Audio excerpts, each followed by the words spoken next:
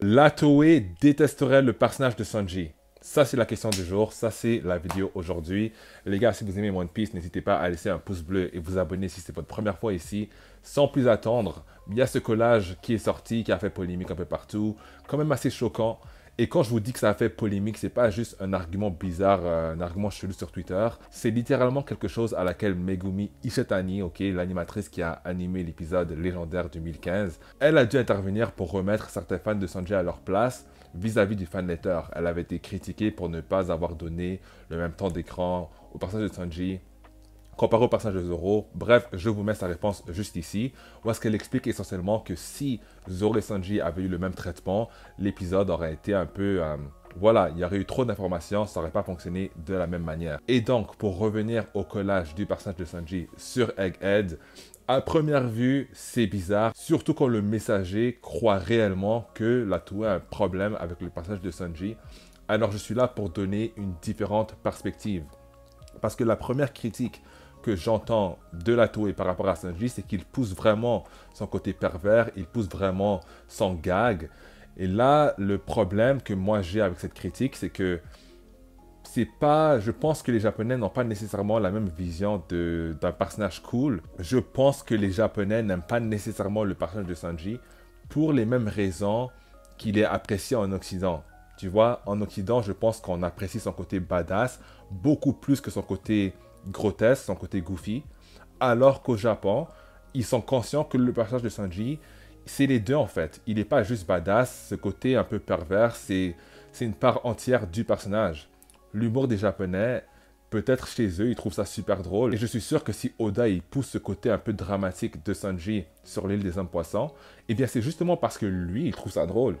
Ouais, clairement Oda adore Sanji, sinon il n'aurait pas donné un deuxième flashback. Il aurait pris la plotline, la storyline des Germains et il aurait donné ça à Franky.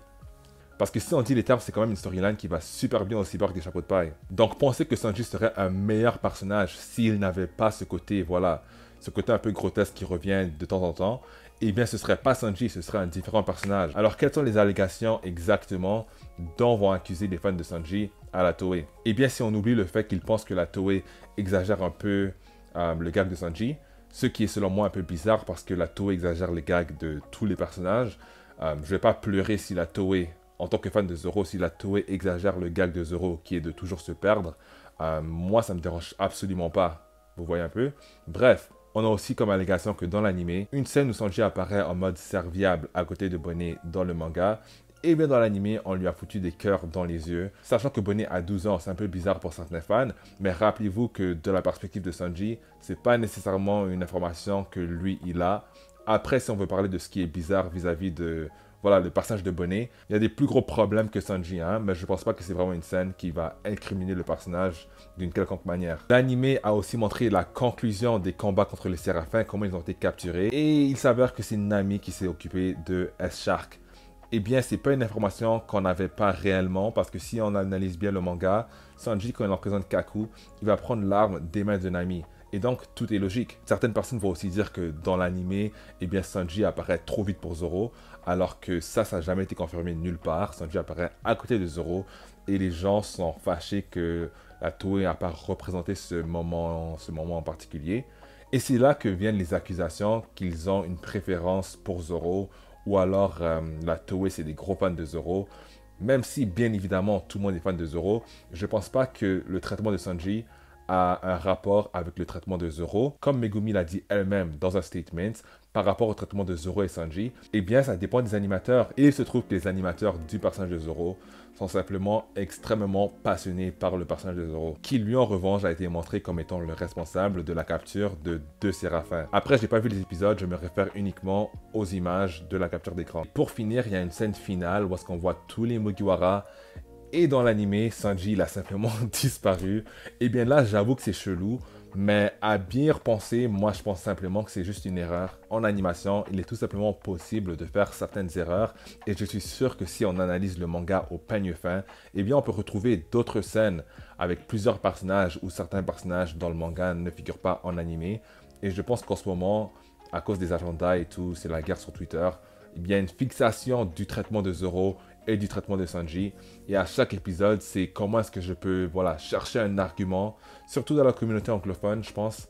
À chaque épisode, c'est comment est-ce que je peux trouver un argument pour valoriser Zoro, descendre Sanji, ou comment est-ce que je peux trouver de quoi monter Sanji, descendre Zoro. Soyez un peu sérieux, est-ce qu'un studio entier détesterait réellement un personnage? Pour moi, ça me semble complètement grotesque. Alors, il faut faire attention parce que d'arriver au point où est-ce que Megumi Ishitani, selon moi la directrice la plus légendaire quand ça vient aux épisodes de One Piece, arriver à la fâcher elle. Mais attention les gars, parce que c'est pas quelqu'un qu'on a envie de perdre, même si je sais que normalement elle devrait pas être trop affectée par les idiots sur Twitter. Alors voilà, peut-être parce que les animateurs de la Toei adorent Zoro, en comparaison ça a l'air qu'ils détestent Sanji, mais en vrai de vrai, valoriser Zoro ne veut pas nécessairement dire qu'on déteste Sanji, parce que si on regarde bien la chose, Sanji a un bien meilleur traitement que beaucoup de Mugiwara. Après, qu'en pensez-vous les amis? Est-ce que vous croyez réellement que la Toei déteste Sanji? J'aimerais avoir votre opinion en commentaire. C'est tout pour aujourd'hui, alors encore une fois, n'oublie pas de laisser ton pouce bleu, de t'abonner, et voilà, je te dis à la prochaine, allez à plus.